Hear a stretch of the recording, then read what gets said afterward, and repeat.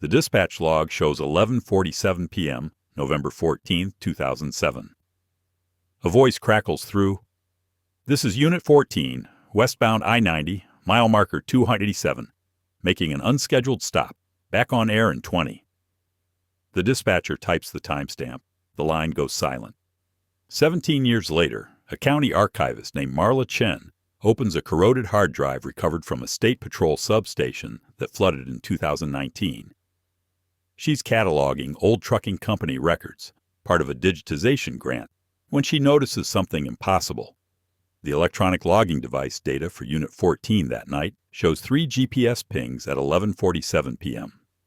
One at mile marker 287 on I-90. One at a rest area 61 miles east. One at a way station 74 miles west. All 3 locations stamped with the identical second, 11:47:33 p.m. Marla zooms the screen. She's worked in county records for 9 years. She's seen misfiled dates, corrupted timestamps, duplicate entries from system errors. But 3 simultaneous locations, physically impossible unless the truck tore itself into pieces and reassembled. She pulls the dispatch transcript.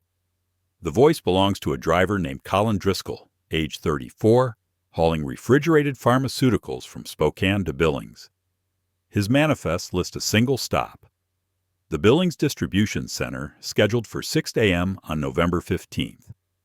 No mention of mile marker 287. No authorization for an unscheduled stop. The archived fuel receipts show Colin purchased diesel at 9:52 p.m. in Missoula, 138 miles west of marker 287. The next receipt appears at 7:14 a.m. in Billings, 158 miles east. That's a 9-hour gap for a 4-hour drive. Marla writes 3 questions on a sticky note. Why did he stop? Where did the extra 5 hours go? How does a truck ping 3 locations at once? She calls the Montana Highway Patrol cold case line. They forward her to a retired investigator named Ben Rucker, who worked commercial vehicle incidents in 2007. He remembers the case, but only barely.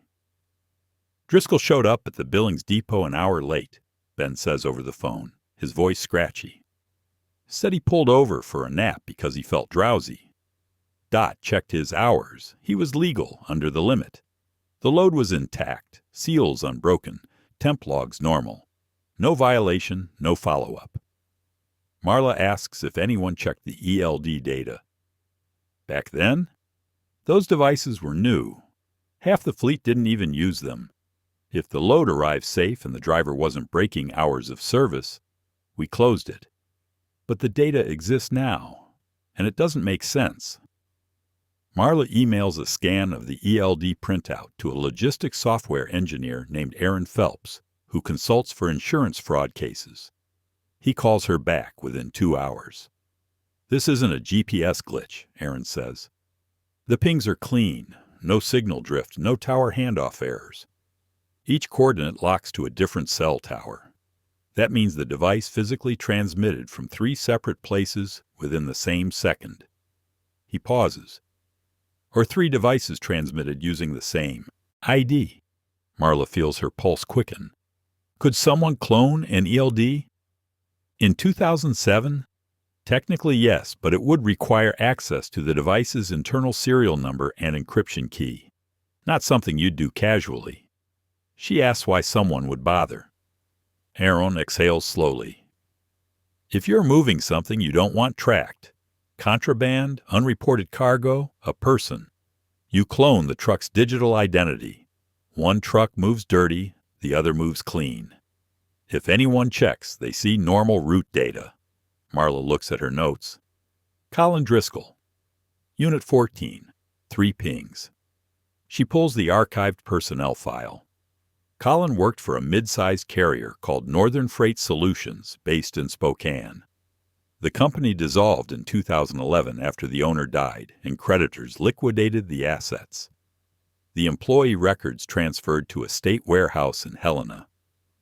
Marla drives to Helena, an hour and 40 minutes northwest. The warehouse smells like mildew and old cardboard. A clerk helps her locate Box 48 NFS, which contains driver incident reports from 2006 to 2008. Inside, she finds a single-page safety memo dated November 16, 2007, 2 days after Colin's stop. The memo, signed by the fleet manager, notes, "Driver C. Driscoll reported minor equipment malfunction, cabin light flicker, during night run 11:14.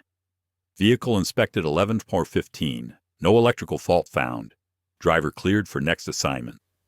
A cabin light, not an ELD issue, not a GPS problem. Just a light flicker. Mentioned once, never escalated."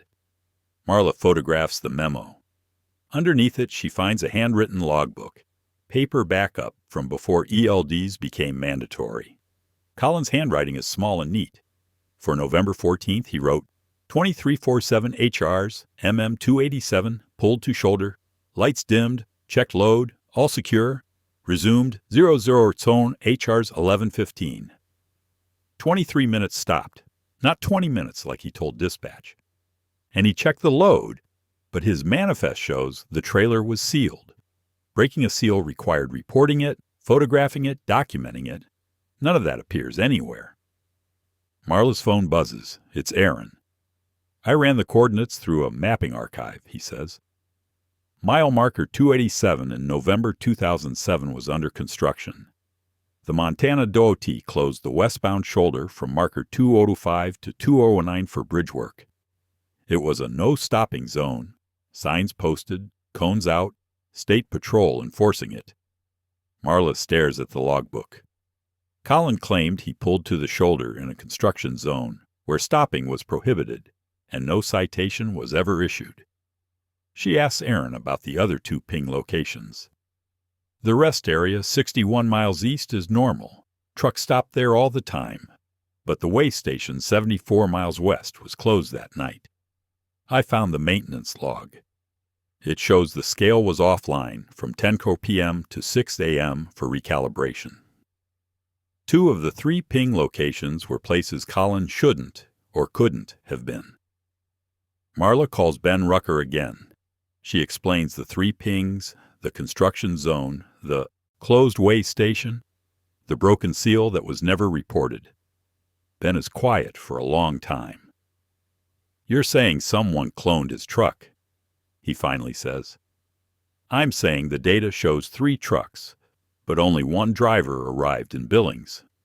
Ben asks what she wants him to do. "I want to know if Colin Driscoll is still alive."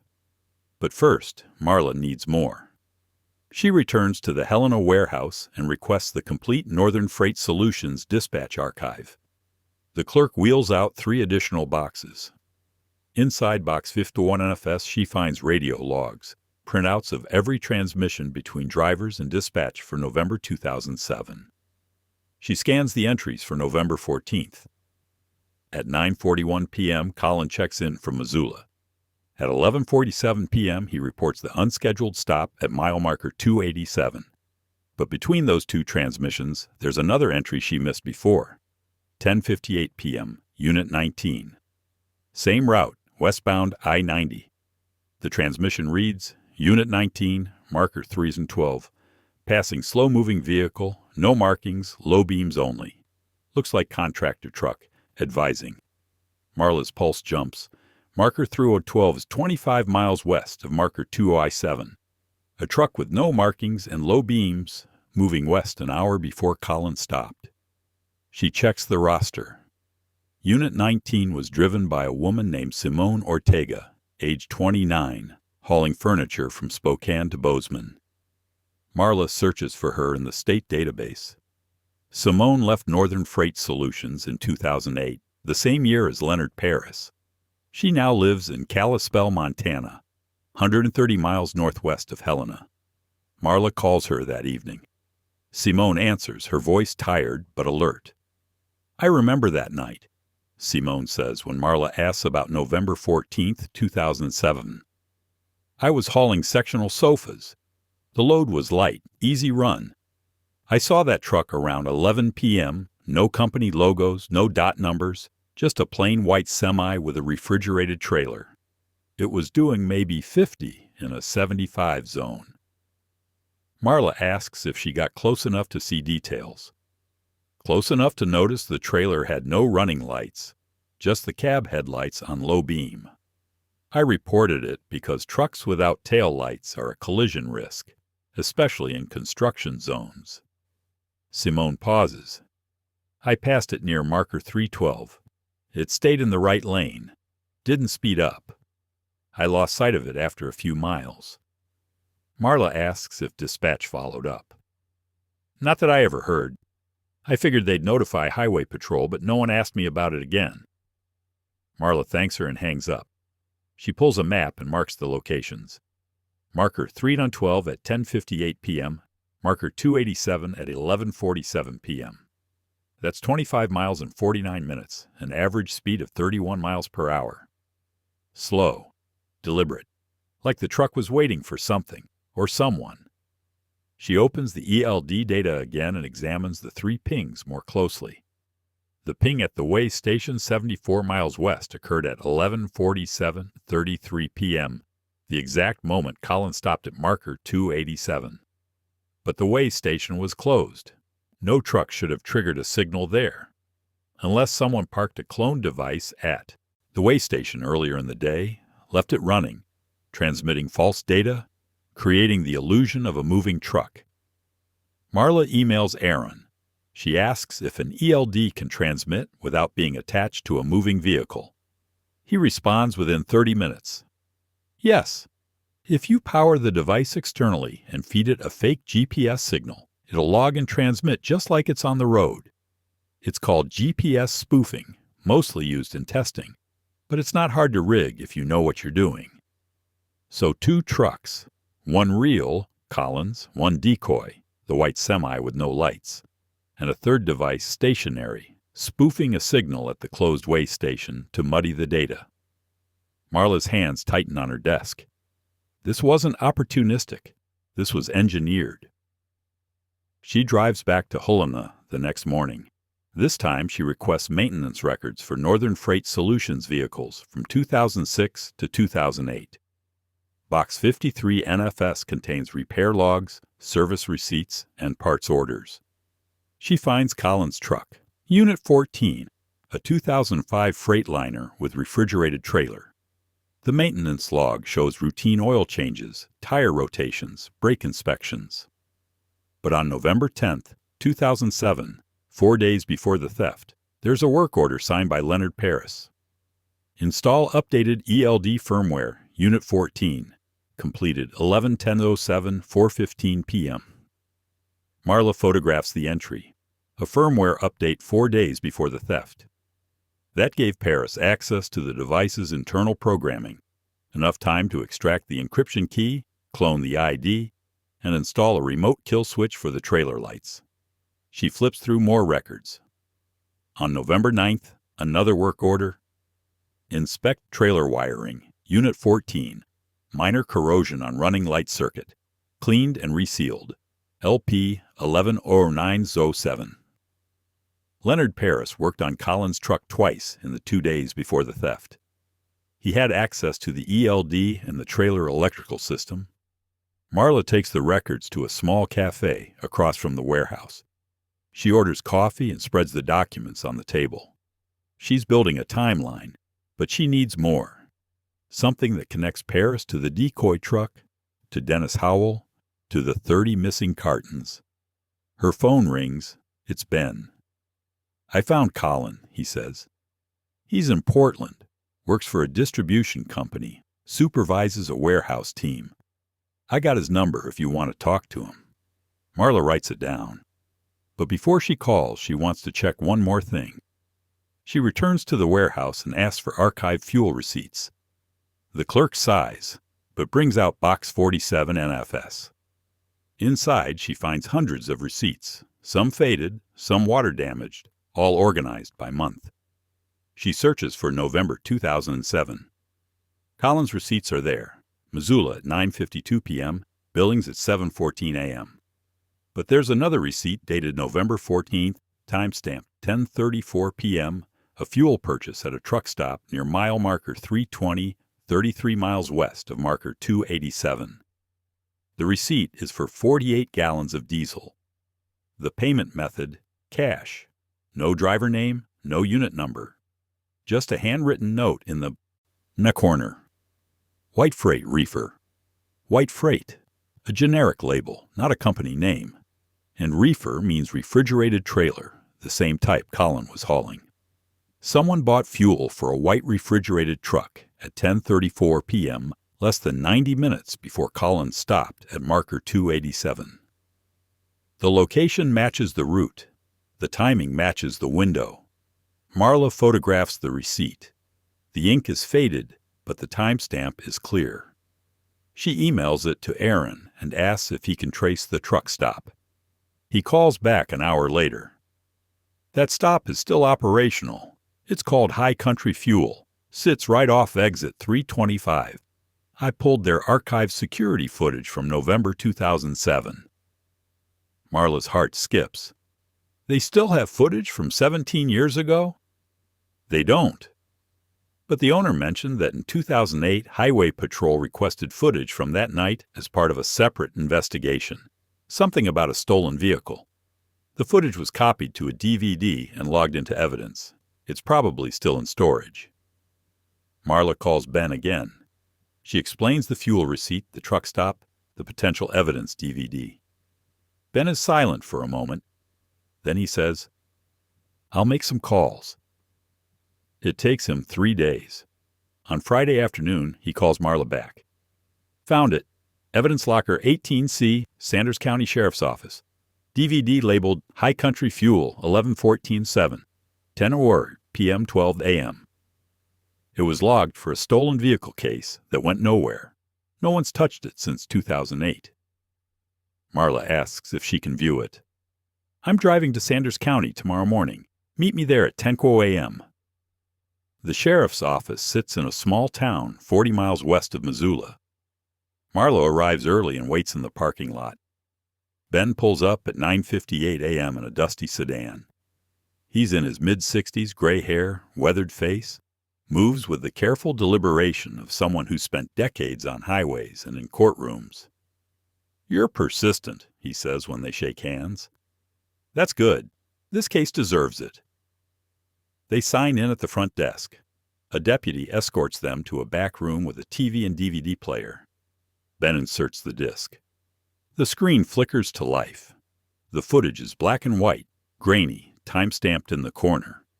It shows the fuel island from an overhead angle. 2 pumps, a small canopy, the edge of the convenience store. The timestamp reads 10:07 p.m. They fast forward. At 10:33:52 p.m., a white semi pulls into frame. No company logos, no dot numbers. The trailer is refrigerated, tall, boxy, with a generator unit on the front. A man gets out of the cab. He's wearing a dark jacket, jeans, a baseball cap pulled low. He pays cash inside, returns, fuels the truck.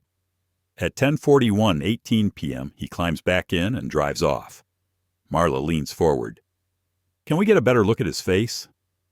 Ben rewinds and pauses at 10:38:04 p.m. when the man is walking back to the truck. The angle is bad.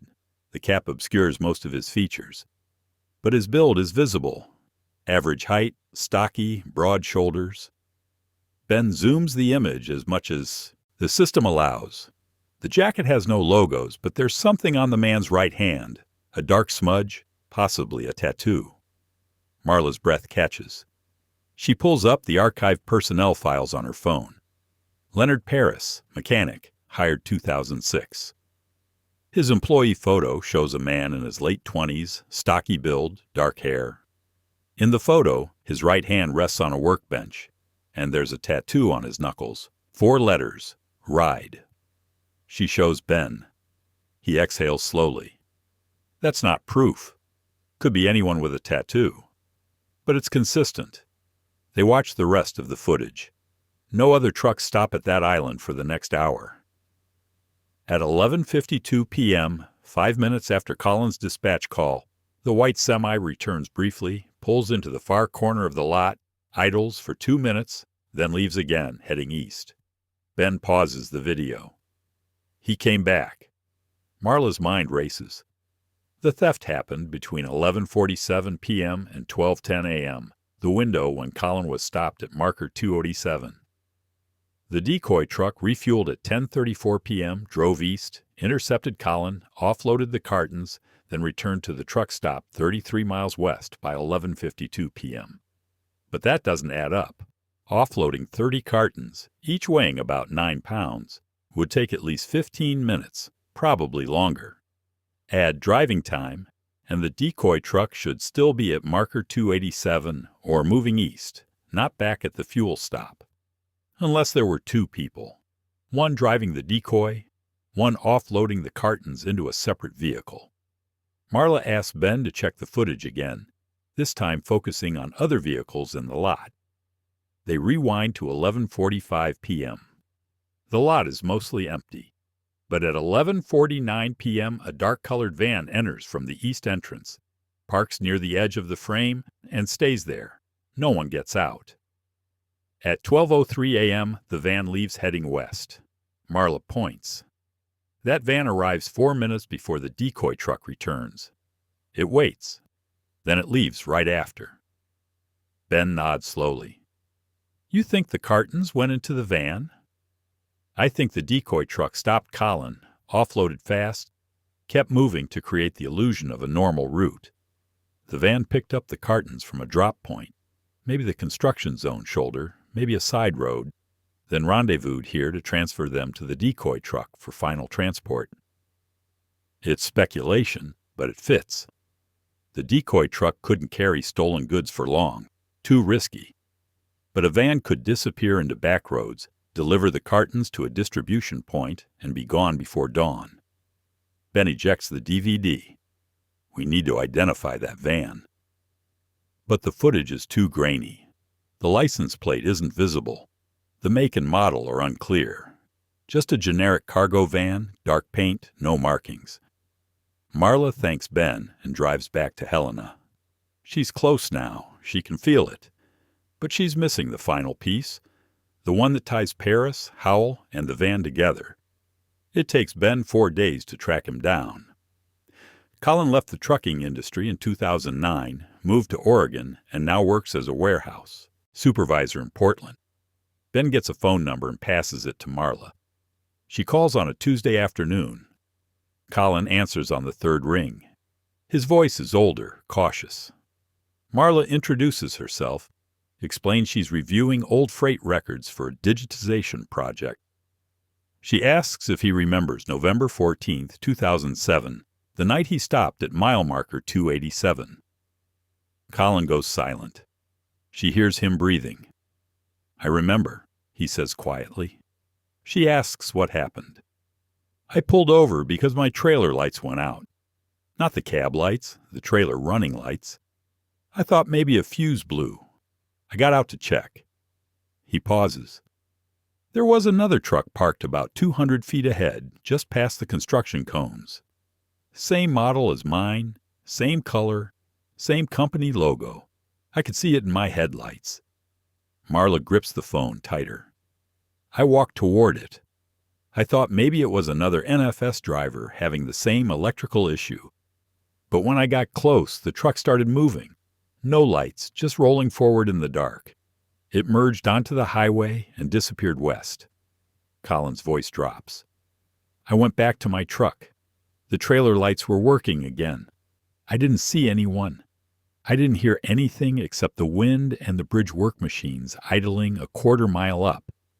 Marla asks if he reported it. I told my fleet manager the next day. He said it was probably a contractor vehicle, said the logo might have looked similar in the dark. He told me not to make a big deal out of it. Said if I reported a ghost truck, Doty might flag me for fatigue and pull my medical card. So Colin stayed quiet. Marla asks if he ever checked the seal on his trailer that night. Another long pause. No, Colin says. I didn't think to. The load was pharmaceuticals, high value, high security. Breaking the seal would have meant an automatic inspection, and I was already behind schedule. When I got to Billings, the seal was intact. The receiving clerk scanned it, signed off. Everything matched. But the handwritten log says he checked the load. Marla doesn't mention that. Not yet. Instead, she asks if he remembers anything else about that night, anything unusual beyond the duplicate truck. Colin is quiet for a long moment. When he speaks again, his voice is softer, almost hesitant.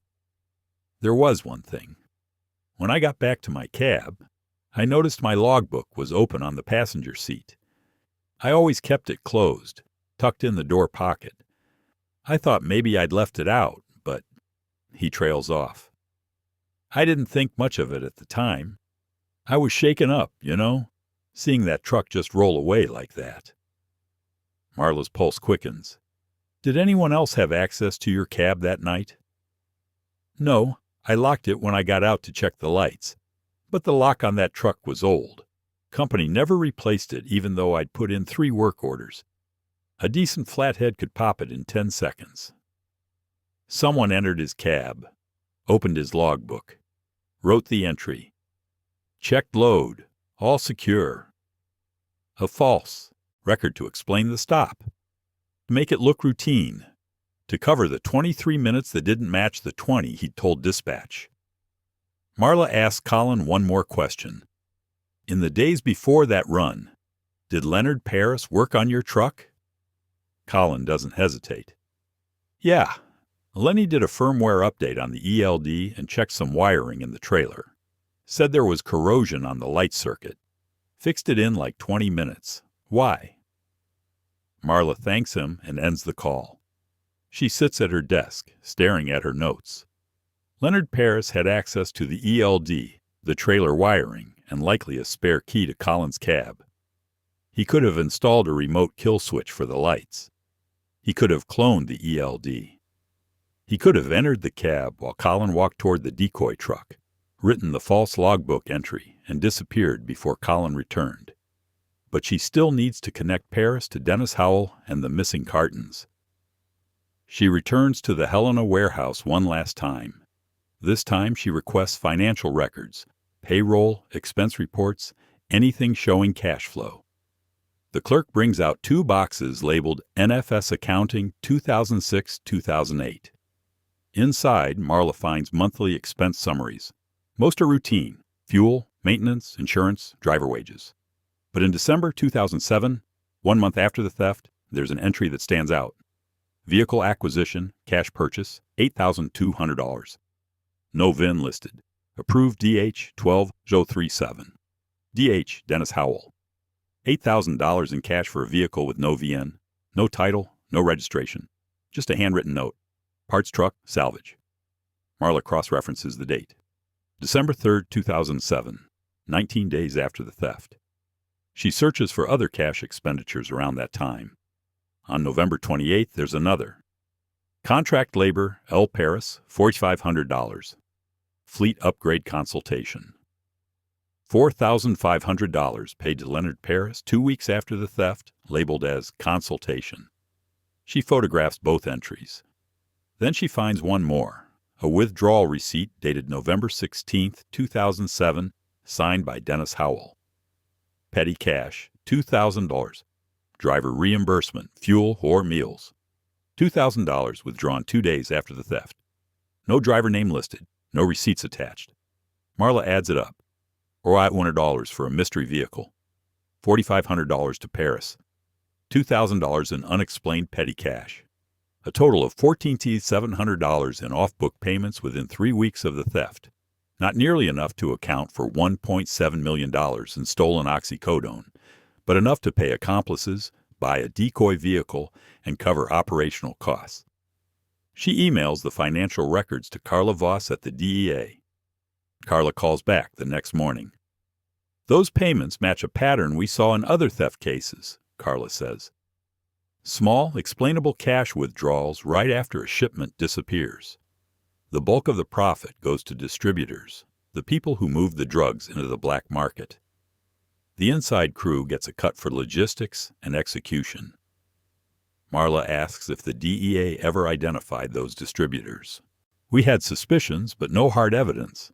The pipeline ran through Idaho into Nevada and California. By the time we'd track a batch of stolen pills, they'd already been broken down into smaller sales. No way to trace them back to a single source. Carla pauses. But if you can prove Howell and Paris coordinated this theft, it opens the door to re-examining other cases. NFS wasn't the only carrier on our watch list. If this was part of a larger operation, there might be others. Marla thanks her and hangs up. She compiles everything one more time. Dispatch logs, ELD data, maintenance records, fuel receipts, the DVD footage, financial documents, Colin's testimony, Simone's report, the archived DEA file. It's a mosaic, pieces that individually mean little, but together form a picture of a carefully orchestrated theft that went undetected for 17 years. She thanks Colin and ends the call. Then she opens the archived BOL, bill of lading, for that shipment. The document lists 840 cartons of prescription medication, total weight 18 by 600 pounds. The seal number, MT4047L.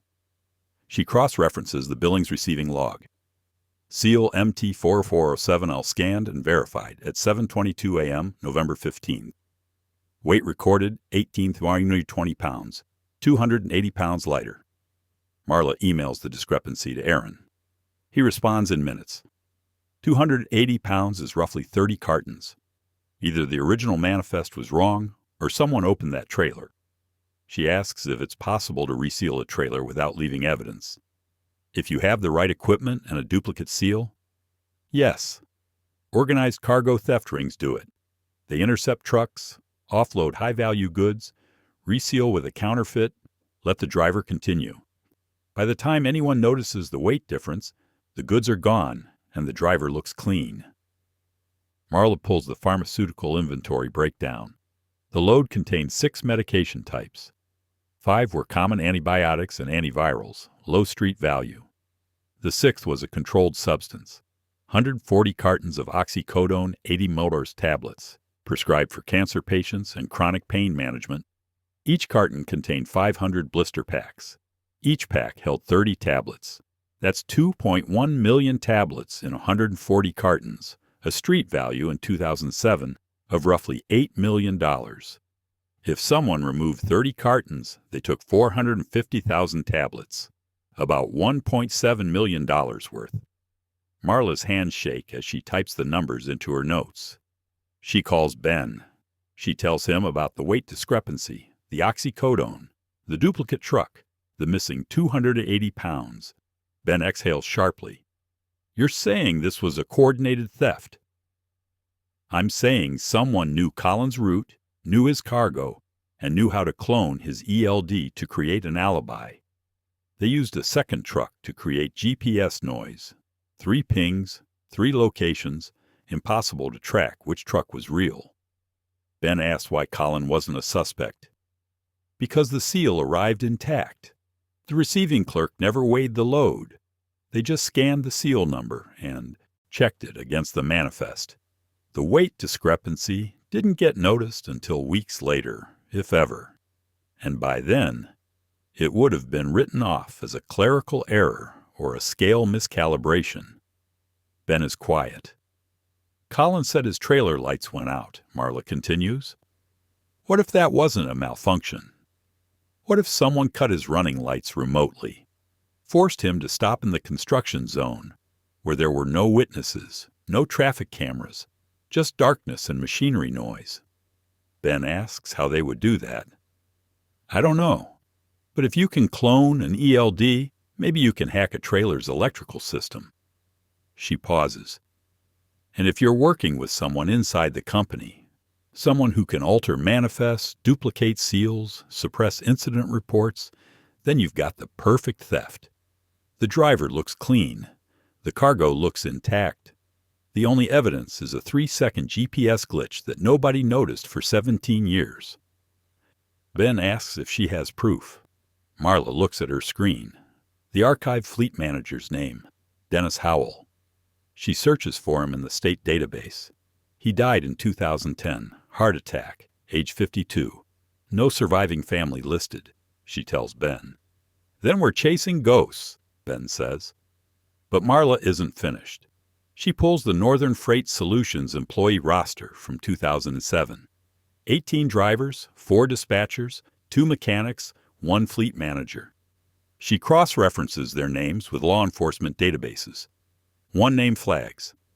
Leonard Paris, mechanic, hired in 2006, left the company in early 2008. Arrested in 2012 in Idaho for possession of stolen vehicle parts. Sentenced to 3 years, released in 2015. She finds a current address in Coeur d'Alene, Idaho, 2 hours northwest of Spokane. Marla calls a DEA contact she worked with on a previous records case, an agent named Carla Voss. She explains the missing oxycodone, the GPS anomaly, the mechanic with a theft conviction. Carla listens without interrupting.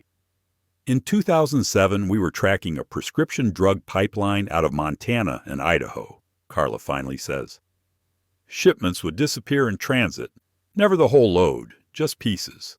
30 cartons here, 40 there. Small enough to avoid triggering insurance investigations, big enough to flood the black market. We suspected inside jobs, but couldn't prove coordination. The theft stopped in 2009. Marla asks if Carla remembers Northern Freight Solutions. The name sounds familiar. Let me pull the case file. 2 days later, Carla calls back. NFS was on our watch list. We interviewed the fleet manager, Dennis Howell, in 2008. He denied any knowledge of thefts, said his drivers were vetted and his loads were secure. We couldn't find evidence of tampering, so we moved on. Marla asks about Leonard Paris. He wasn't on our radar, but if he had access to the trucks and the ELD systems, he could have been the one cloning devices and creating the digital noise. Carla pauses. The theft stopped right after Howell died. If he was coordinating, his death would have ended the operation. Marla asks one more question before hanging up. Did any of the stolen shipments ever get recovered, even partially? Carla is quiet for a moment. 1. In 2008, Nevada State Police raided a distribution warehouse in Reno. They recovered about 80,000 oxycodone tablets, still in original pharmaceutical packaging, carton numbers intact. We traced the batch codes back to 3 different Montana carriers, including one shipment from November 2007. But we couldn't prove direct connection to Northern Freight because the cartons had been mixed with product from other thefts. Marla's heart skips. Do you still have those carton numbers? They should be in the evidence log. Let me pull the file. 10 minutes later, Carla emails her a scanned page from the 2008 Reno raid report. It lists 11 pharmaceutical carton ID numbers recovered from the warehouse. Marla cross-references them with Colin's November 14th shipment manifest. 3 of the 11 numbers match. 3 cartons from Colin's load, recovered 400 miles away, 9 months after the theft, mixed in with pills stolen from other carriers. Marla calls Ben and tells him. He exhales slowly over the phone. That's your smoking gun, he says. You've got Colin's cartons in a distribution warehouse in Nevada. You've got phone records showing Howell called Paris before and after the theft. You've got financial records showing cash payments. You've got the decoy truck on video, the GPS cloning, the weight discrepancy. You've got everything except the one thing you need, physical evidence tying Paris or Howell directly to the Reno warehouse. Marla knows he's right. The cartons prove Colin's shipment was stolen and redistributed. But they don't prove who stole it or how it got to Nevada. She makes one final request. She asks Carla if the DEA still has any physical evidence from the 2008 Reno raid, packaging materials, shipping labels, anything that might show how the cartons were transported. Carla checks. Most of it was destroyed after the case closed. But there's one box still in storage. Miscellaneous items the judge ordered preserved in case of appeals. I can get you access if you want to examine it. Marla drives to the DEA regional office in Helena. Carla meets her in the evidence room. The box is small, labeled NV Reno 2008 Mesquite. Inside, there are plastic evidence bags containing crumpled shipping labels, torn packing tape, and fragments of cardboard. Marla puts on gloves and examines each piece carefully. Most of the labels are generic. No company names, no return addresses. But one fragment catches her eye. It's a corner of a shipping label, torn but still legible. The destination is smudged, but the origin zip code is visible. 59801. Missoula, Montana. The same city where Colin refueled on November 14th. The same city where Northern Freight Solutions had a satellite depot. The same city where the decoy truck was later sold at salvage auction. Marla photographs the label fragment. Beneath it, she finds another piece, a strip of packing tape with a handwritten notation in black marker. NFS 1107. NFS, Northern Freight Solutions, November 2007. Someone packed those cartons and labeled them with the company abbreviation and the month of the theft.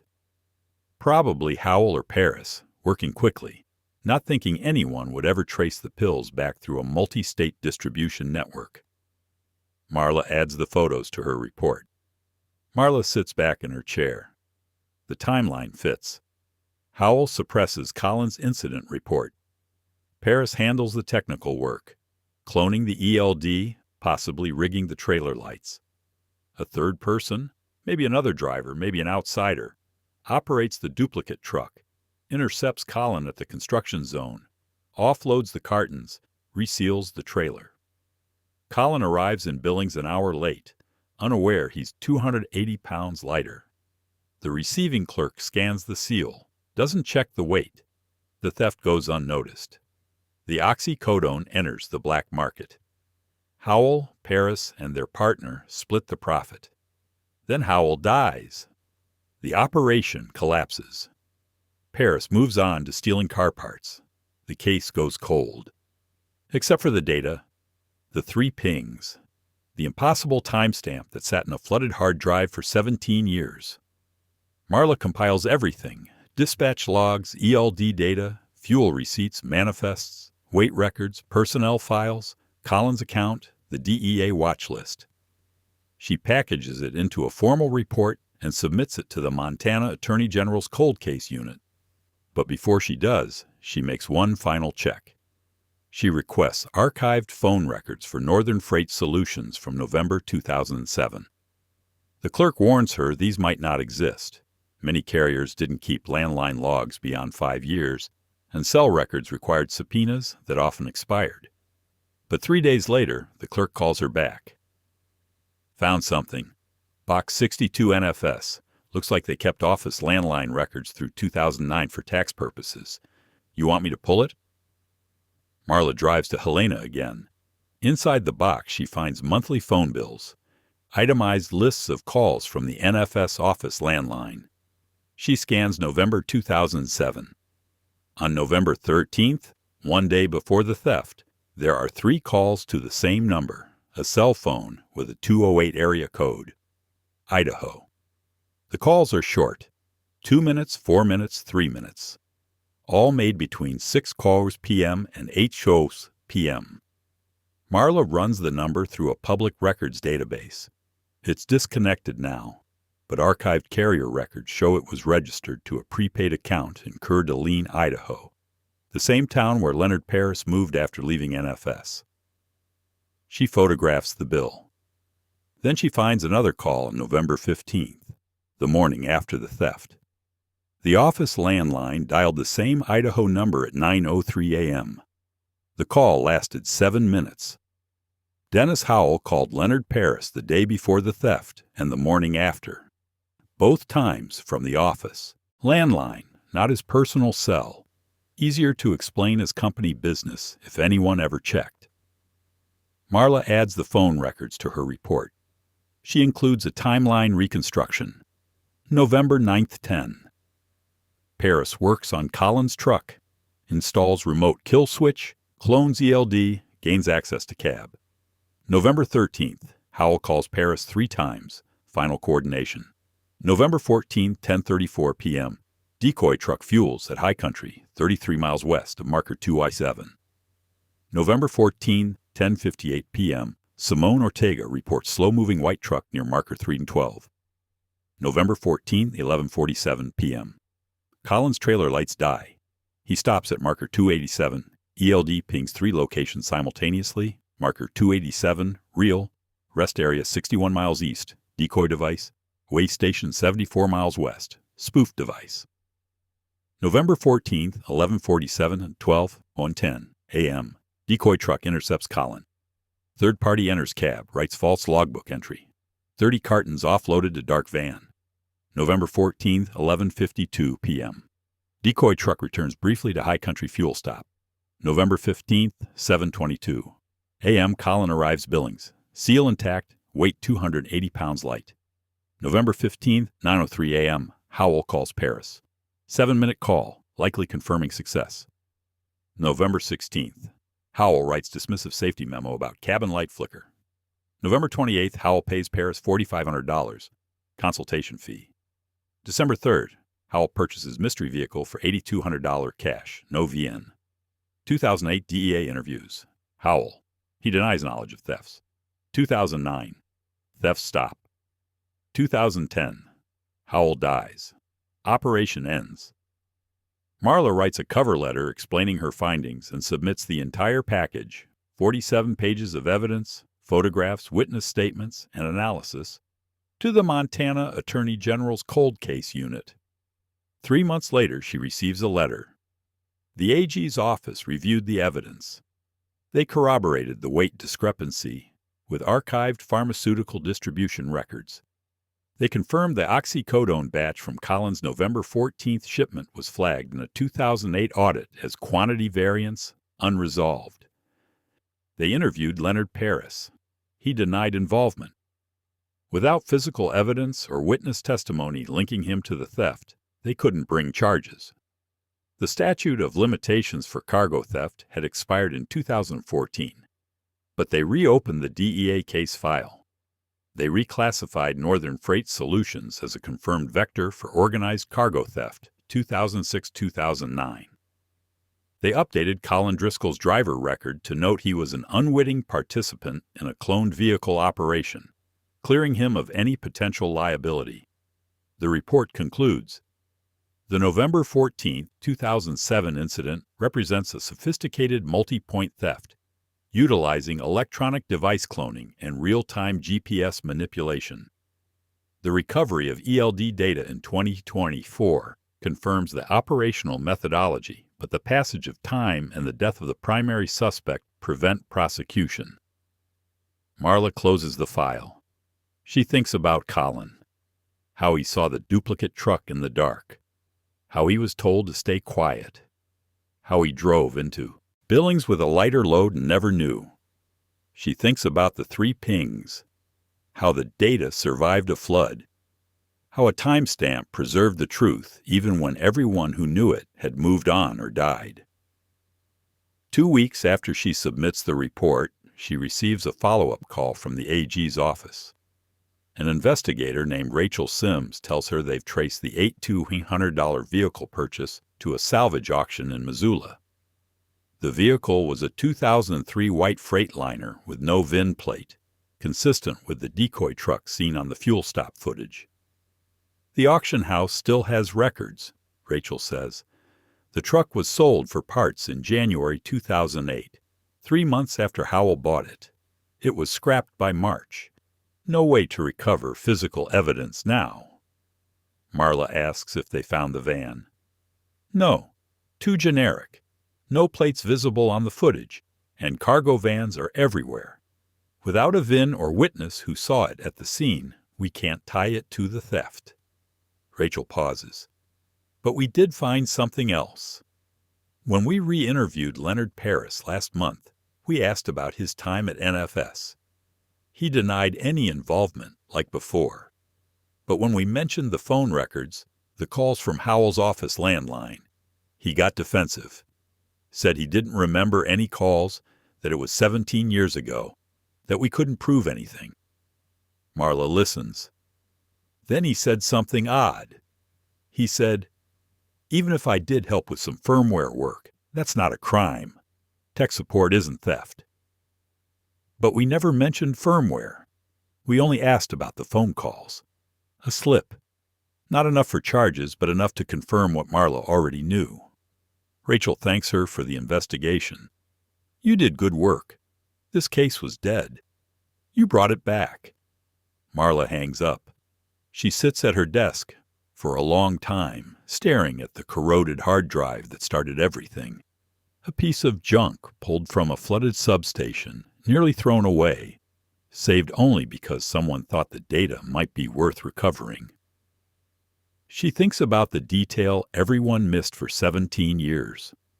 Not the theft itself. That would have required access to the pharmaceutical distribution records, the weight logs, the inventory audits, all buried in separate databases, never cross-referenced.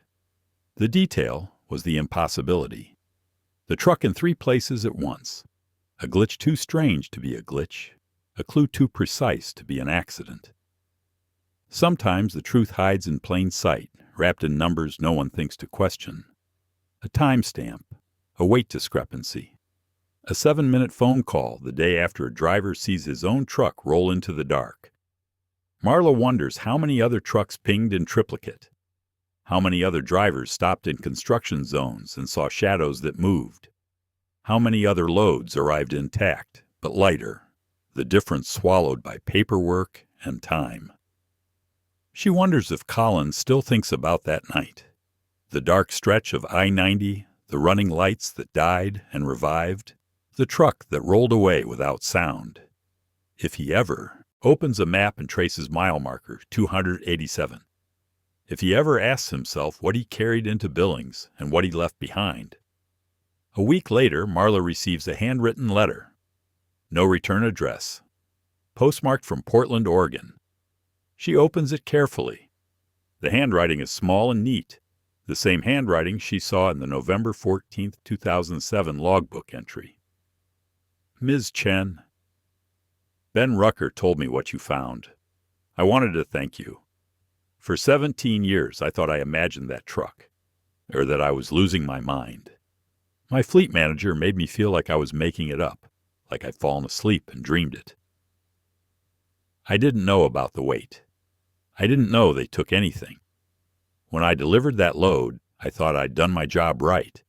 I thought the seal being intact meant everything was okay. After I left Northern Freight, I couldn't shake the feeling that something happened that night, something I missed. I'd wake up at 3 a.m. and think about that truck rolling away, no lights, no sound. I'd wonder if I should have followed it, if I should have pushed harder when Howell told me to drop it. Now I know, I wasn't crazy. I wasn't imagining things. Someone used me. They cloned my truck, hacked my lights, wrote in my logbook, and I never saw it coming. I don't know if this helps anyone now. The statute's expired. Howell's dead. The pills are long gone. But it helps me, knowing I didn't imagine it, knowing the data was there all along, waiting. Thank you for not giving up on a case no one else cared about. Colin. Marla folds the letter and tucks it into the case file. She thinks about what Colin said. The data was there all along, waiting. That's the thing about evidence. It doesn't decay the way memory does. It doesn't fade or distort or second-guess itself. A timestamp is a timestamp. A weight discrepancy is a weight discrepancy. A phone call happened or it didn't. The data waited 17 years in a flooded hard drive.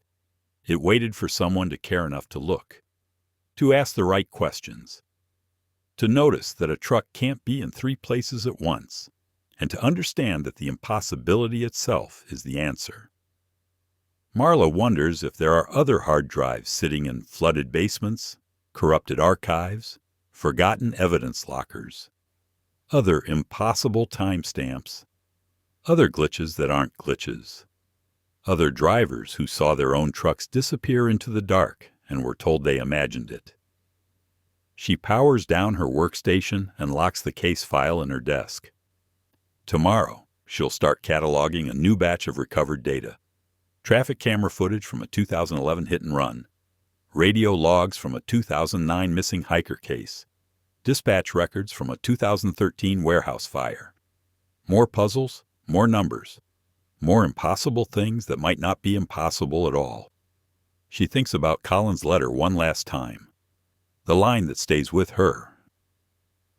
I don't know if this helps anyone now. Maybe it doesn't. Maybe the oxycodone is long gone. The distributors, untraceable, the statute expired. Maybe justice is a luxury reserved for cases that get solved before the paperwork turns yellow and the witnesses die, and the evidence gets boxed in warehouses that flood. But the truth still matters, even 17 years late, even when it can't put anyone in prison or recover a single stolen pill. It matters because Colin spent 17 years thinking he imagined a ghost truck, because Simone Ortega filed a report no one followed up on, because 3 GPS pings sat in a database marked as a glitch, dismissed as noise. The detail everyone missed wasn't hidden. It was ignored, overlooked, written off as impossible and therefore irrelevant. Sometimes the impossible answer is the only one that fits. And sometimes the only thing standing between a cold case and the truth is someone willing to believe that a truck can't be in 3 places at once, and to ask why the data says it was.